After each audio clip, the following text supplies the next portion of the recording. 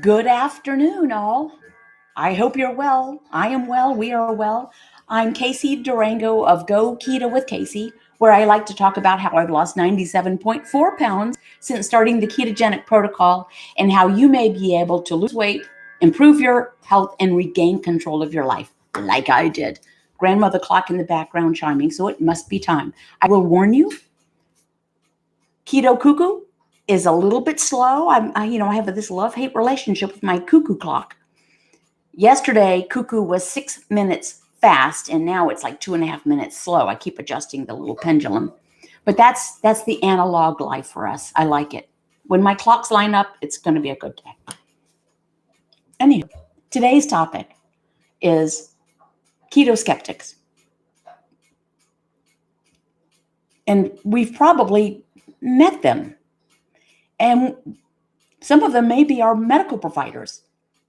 So how do we deal with that? First, quickly, what is the ketogenic protocol?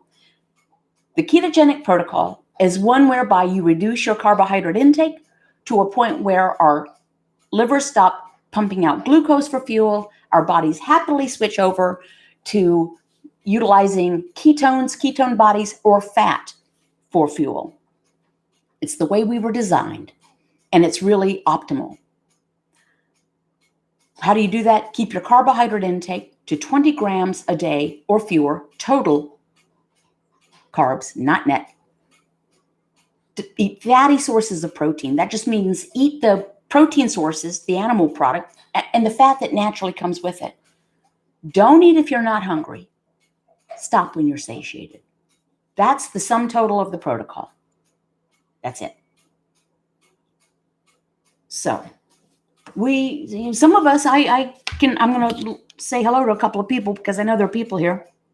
Pardon my glasses. I have to keep my glasses down like a school marm because if I push them up like this, I get the Magoo eyes, Mr. Magoo. Hey, Nancy. Hey, Barbara from the UK. Cynthia Leith, very good. Hello from Williamsburg, Virginia. Heather Silver, good morning from Boise, Idaho. Sheila Lesarge, good morning. Mary T, good morning from British Columbia, Canada. Perfect topic today. My sick and chronically pained skeptical sister is visiting. Is she listening? Is she within earshot? Let's talk. Because we all know, frankly, let's just be honest. Our family probably won't listen to us, but will probably listen to other people. That's the way it is. Kina Likamani, hi from Ghana. You were here last week. Good morning from Alberta. Hi from Nebraska. Good morning from South Louisiana. Are you safe? Michelle, Andrew. And Andrew sounds like a pure T Louisiana last name. Cajun and all that. Hello, Casey, Cleveland, Ohio. Okay, so skeptics. That's just, you know what? If you just eat fewer calories, you'll lose weight. Or there's no way that can be healthy for you because, if you don't eat fruit, that can't be healthy. Or you must get fiber to keep yourself going. Or fruits and vegetables are safe, unlimited foods. That's where we get our minerals and nutrients. As Dwight Schrute from The Office would say, false. Actually, this is a very nutrient-dense way of eating.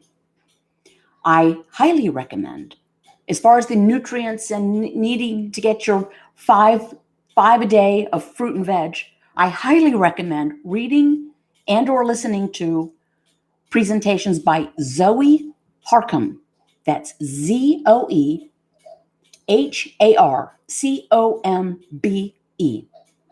She's witty, smart, and doesn't pull any punches.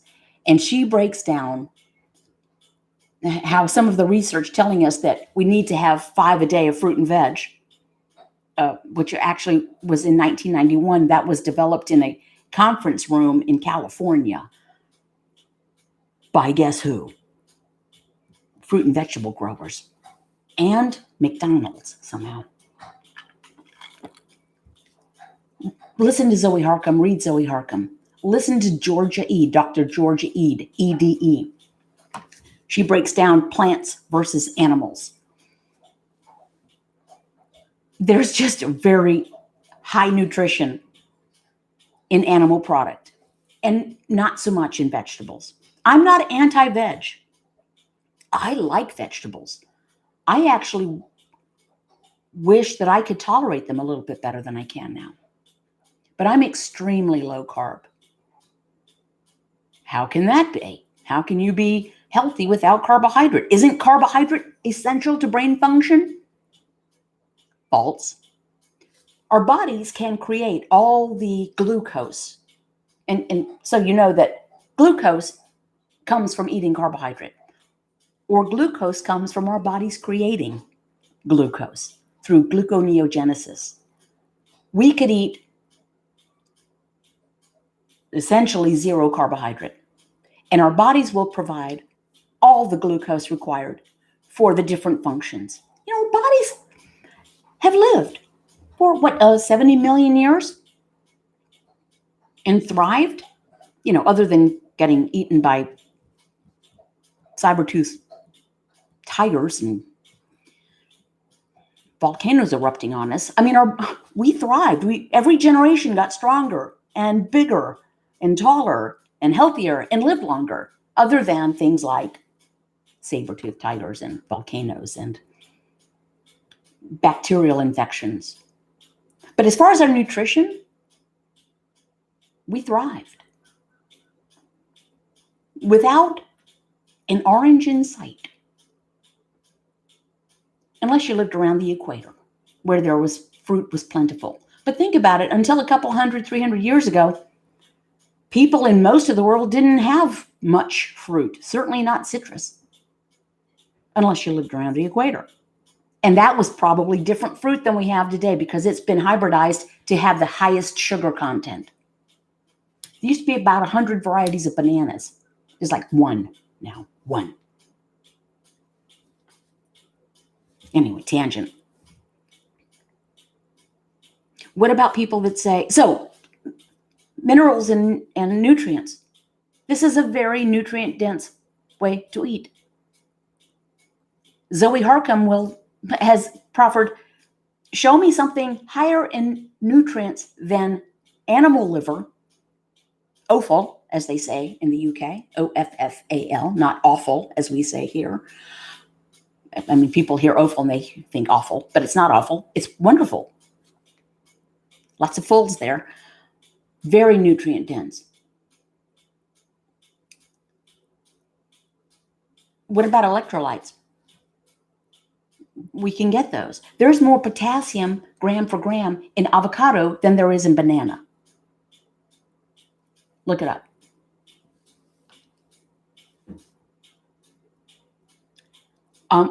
Skeptics who say it's not sustainable. Why would you say that? Why? It's just food. All we're doing is leaving off the carbs. This is not a complicated protocol. Just lay off the carbs. Why would that not be sustainable? If you don't want to lay off the carbs, then you are not sustaining it. It doesn't mean it's not sustainable. We make our choices. I can't post my before photos. I can't screen share anything. You can go to my blog, link below, and see some before photos, not even my heaviest. And I really was trying. Every one of those photographs was taken. At that time, I was trying something to lose weight. And whatever I was trying was not working until I just laid off the carbs. I eat all the same food I used to eat. I just lay off the carbs. And let's face it, nobody needs a potato chip. Nobody needs a French fry. And I knew since 1977 that low carb worked for me. I got a copy of Dr. Atkins' Diet Revolution, lost the 13 pounds I wanted to lose that I'd put on sophomore year of college, went back to being real cute, threw the book away. And then over the course of time, not so much in the 80s because low carb was really demonized. for many years. But every now and again, I go back and say, I'm going to cut back on carbs because that worked for me back in 1977. And then I would come up with an excuse. And I'm not going to say an explanation. They were excuses.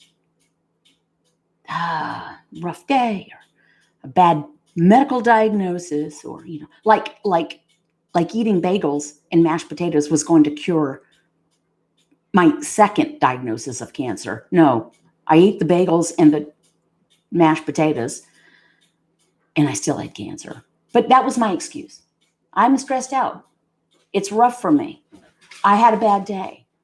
I use food to cope. No, we use food to not cope. Literally, we use food to not cope. But anywho, why would we tell ourselves, or why would we let someone else tell us that it's not sustainable? When, for one thing, I've been doing it for more than 6.5 years now. My husband, who's never had a weight issue, has been doing it for 6 years because he wants to be healthy. And Donna writes, good morning from Alberta, Canada. And I'm looking because my producer, my husband, just came in and wrote me a note. And I'm looking to see if there's anything I need to see. Donna, if you had a comment or something you need to say, please. Drives me crazy with this Beyond Meat products, and cows are killing our planet. There are some skeptics for you. Here's another person I highly recommend you either read or listen to lectures. And these are people not trying to sell you anything, by the way. Peter Ballerstad, Ballerstadt. He came and spoke at my Go Keto with Casey roadshow in Portland, back when we used to be able to travel and get together. He's a forage agronomist. He just breaks it down. It's just a myth. Plant-based food, fine. There's nothing wrong with that. I salute people who, for philosophical or cultural or religious reasons, eschew animal flesh. That is fine. Don't say cows are killing the planet. Do you know the nutrition from one cow? I would love to know, someone probably knows. I would love to know the statistics. If you had a processed cow, beef, and used all the parts of it, the nutritious liver and the tongue and the stuff. I mean, I know that kind of skeeves people out. But if you really made use of it, how long could one cow sustain a family of 4? I'm going to guess a long time. As opposed to how many acres of corn and wheat are being pillaged to produce cookies and crackers that have zero nutritional value. Think of the damage that's being done to the soil with monocultures. Okay, I want to get off that. But yes, thank you, Donna. Excellent point. And thank you to my producer for bringing that to my attention. We believe what we want to believe. That's clear. That's human nature. We listen to the sources that tell us what we want to hear. If a source tells us you can eat anything you want to eat, just everything in moderation, that's what we'll listen to. My problem with food, and I think I'm like most people, I am every person, I'm nothing special, is physiologically when we're burning glucose for fuel, and if our brain, the energy hog of our system, it takes up like 25-30% of our energy requirements, even though it's just that big. And some people's brains, let's face it, are this big. If it's burning glucose for fuel, glucose cannot be stored in the blood. So you need to keep throwing a fresh supply of glucose to the brain. So your brain's telling you, get me some more fresh glucose. I need more. If you're burning fat for fuel, fat is stored all over us. Some of us more other places. I have an issue. But what am I going to do? I'm 62. I'm going to have stuff. So our bodies do not cry for more fat because the fat's there. So I can't do carbs in moderation. Didn't work for me. I really tried it my entire life. Well, not when I was really cute and fit in my late teens and early 20s. From my mid-20s on, I was obese. And for much of that time until 55, I was morbidly obese. What else do skeptics say? I'm going to ask you guys because you probably have heard it. But let me get to I put in the title, spoiler, how do we deal with this? Spoiler, we don't have to. It's nobody's business. Somebody thinks that won't work. Okay. Thank you for your input. But it does work. People roll their eyes and call it a crazy diet. Okay, that's fine. Don't strain your eye muscles with all the eye rolling. That's okay. If it doesn't work for you or you don't like it fine. You won't budge me off of me knowing that this works.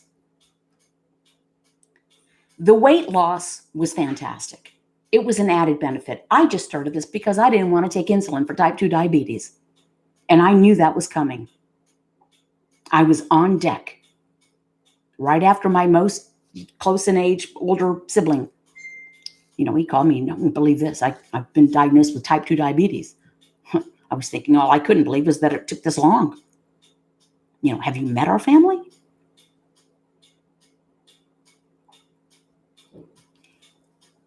My meds, my meds, I don't take any meds. My labs are perfect. A1C, I think the last time was 4.6 or 4.5. I can't recall. It's good. Triglyceride, about 56, I believe, or 54. And my HDL, 98. When I randomly check my blood glucose, which I do very rarely, I average about 72. And I lost a bunch of weight. And my body doesn't hurt me anymore. And it's not that it doesn't hurt me because I lost a bunch of weight. It stopped hurting me like in 3 weeks. My joint pain resolved. My mood, much more stabilized. I have not yet had one of those dark episodes where I felt the world would be better off if I was not in it. I have down days. Who doesn't? Who doesn't in 2020? But I really don't think I'd be dealing with 2020 the same way. If I wasn't following this protocol, I think my anxiety would just be blowing the top of my head off. So there.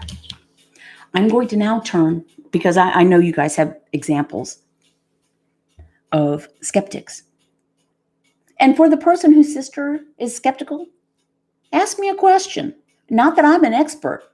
Here's all I can do. I'm not a medical provider. I'm not a researcher. I'm a very intelligent, well-educated, highly motivated, former fatty. And I happen to be friends with some of the world experts on this. And that just happened because I'm the world's luckiest person.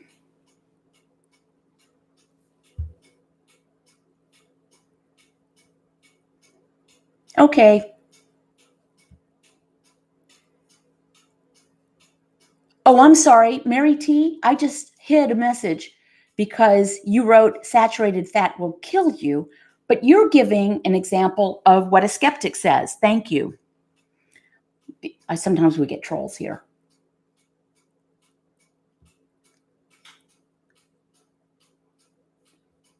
Sorry about that. Yeah, saturated fat will kill you. This goes back way back to the 1950s.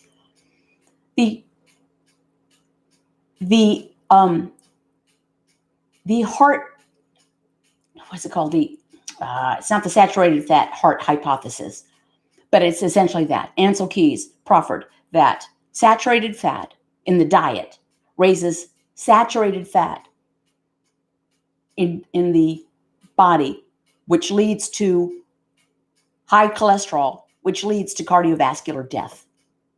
It's like none of those are true. It's simply not true. It's actually been disproven. And most people don't quote it anymore, that they know anything. Again, look at Zoe Harcum. Kina Likimani writes, the skeptics like to say that the keto low-carb way of eating is not sustainable, right? Well, I don't know why that would be. Do you tell a vegetarian that it's not sustainable? It would not be sustainable for me. I'd be hungry all the time. But we don't make that judgment call for other people. Here's the other thing. I like to take things to the extreme.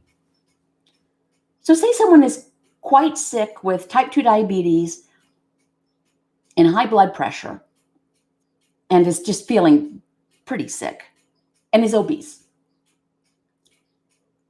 And they go low carb, keto, and they lose weight and their blood sugar comes down, their blood pressure comes down.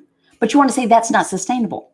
Let's take the case of a cigarette smoker who has COPD and emphysema.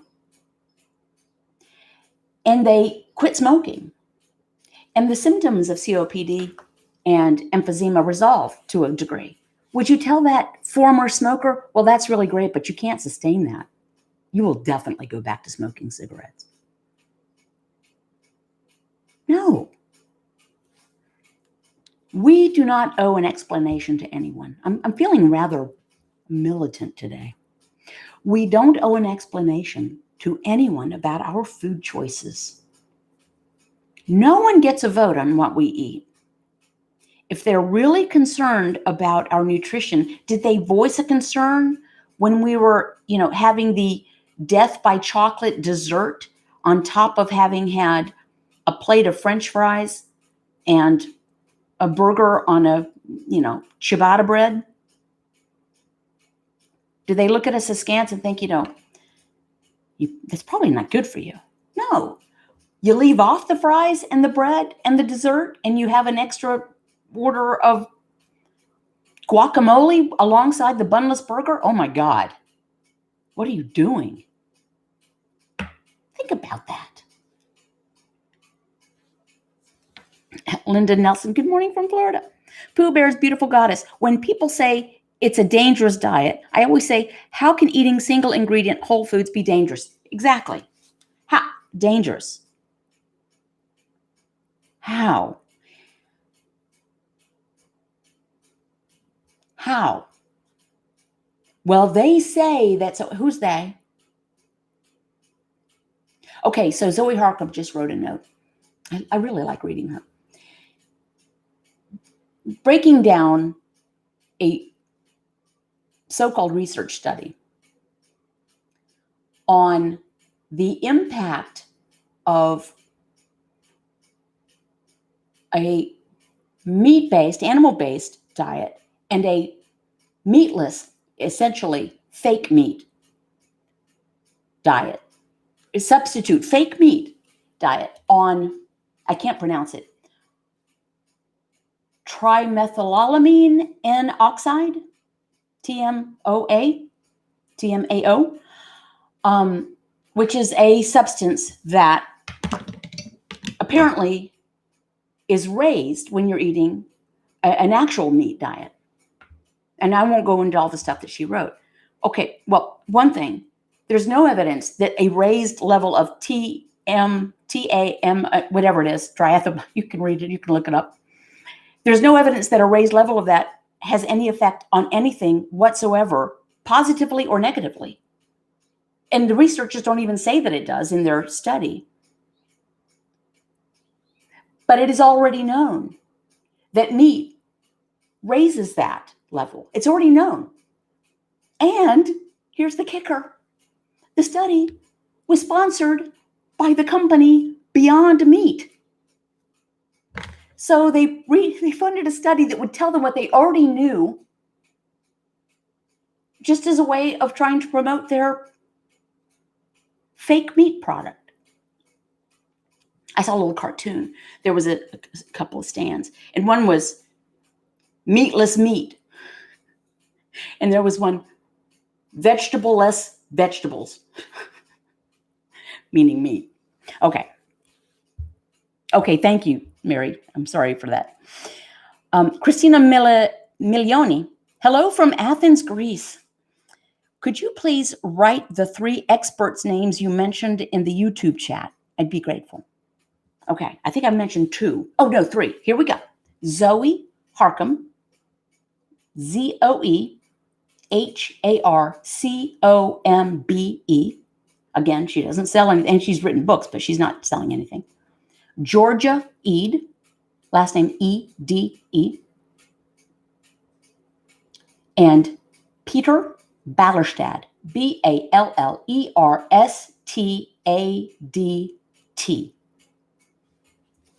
There you go. Check them out. Linda writes, I don't eat anything that I can't spell or pronounce. Heather writes, people don't like keto or carnivore because the whole world revolves around food and eating. I have better things to do. Thank you very much. I recommend stepping away from talking heads like me or YouTube channels or all about food and recipes and Facebook things. The whole point of feeling better is living your life. That's the whole point. The whole point of feeling better is not to keep looking about things like food. Now, obviously, this is what I do. And I'm going to give a shout out to patrons. I know some are here. I have a private Patreon group. It's a support group where I just did snippet number 700. I do 20 videos a month. I also do patron-only live streams, patron-only video group sessions, and one-on-ones with me, plus access to a private hidden Facebook group. I'm not a big fan of Facebook, and I am dismantling the Keto After 40 with Casey Facebook group. Bit by bit, it's going to take me till the end of the year to do it. But this is a good use of Facebook, a private, hidden, safe place. So anyway, thank you to patrons. But get out and live your life. Step away from the recipes. Sheila writes, eating all that meat is only going to increase global warming from all that methane gas exited from cows, LOL. Peter Ballerstadt speaks to that specifically. There was a report some 15 years ago that, essentially cow farts are leading to global warming. He points out that statement was almost immediately redacted, taken back from whatever the report was, and yet it lingers out there. So, there's that. Zoe Harcombe, Georgia Ede, Peter Ballerstadt. Thank you very much, Victoria. Hey, Anna, a patron, Anna Garcia. And Jennifer Hackett writes, hey, Jennifer, I tell the skeptics in my life that I don't eat sugar. People seem to be more supportive when framed in this way. How can not eating sugar be a bad thing? Of course, then you have to be prepared for the, wait a minute, a sweet potato is not sugar. Yeah, it is. It actually is. For those of you who don't know, our livers don't care whether it was a whole grain bran muffin or a Twinkie or a sweet potato or M&Ms or Ezekiel bread. If it's carbohydrate, it all comes out of our liver as simple sugar. That's it. That's it. Now, if people are skeptical because they say, I can't live with, you can't live without an entire food group. Again, I go back to the vegans. But people might be skeptical for their own part. And that is legitimate. I was skeptical. I used to tell myself, even though I knew low carb worked for me, I can't see going the rest of my life without eating any more tortilla chips. And I told myself that. And I couldn't go without tortilla chips until I did.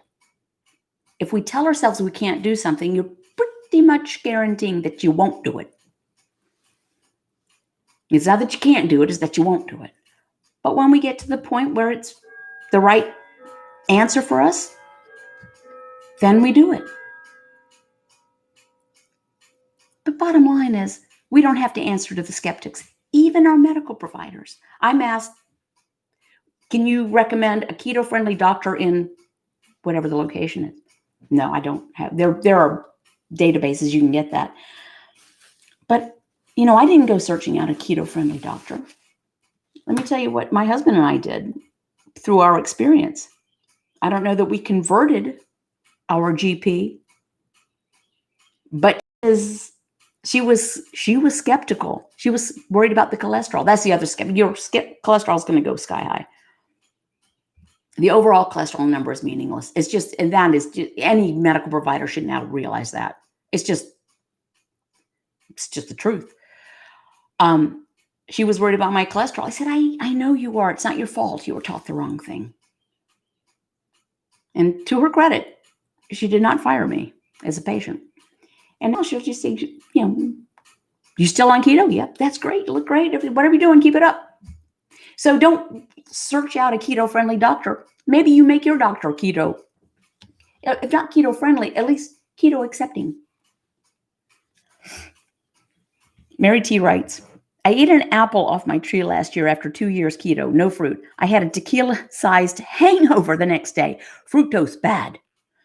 Some of us just can't tolerate it. And of course, there are as many carbs in a small apple as that's 20 grams right there. But yeah, we learn our tolerances. Linda writes, I went to a Mexican restaurant and stayed away from the chips, and the feeling I had when we left was of pride. I was so good, I almost broke my arm patting myself on the back. You know what? I'm going to wrap it up there. That is a great way to end this conversation. Linda made a decision for herself. There might be skeptics around us. That's okay for them. We don't allow people's beliefs on other things that we hold dear to influence us. If we believe that meditation helps ease anxiety, if we believe it and we have experienced it, and skeptics say, oh, it's a bunch of, tree hugging. Okay, don't believe me. If you believe that love will win over hate, you believe it, and skeptics say no, then let them believe that. But if we know something to be true for ourselves, we shouldn't let anyone knock us off that position. And I know this works for me. It works for my lovely mate who's never had a weight issue. He's doing it for health, not for vanity. And that's how we make our decisions. For all the other people who are skeptical, I've been known to say, I promise to say nice things about them at their funeral, which is not the nicest thing in the world to say. But anyway, keep your carbs 20 grams or fewer a day, total, not net. If it's not on page 4, but link below, don't eat it, but you don't even need page 4. Eat fatty sources of protein, some non-starchy vegetables in limited quantities, full-fat dairy, limited quantities. Don't eat if you're not hungry. Stop when you're satiated. Take care. Be healthy. Be strong. You're stronger than a cookie. Bye.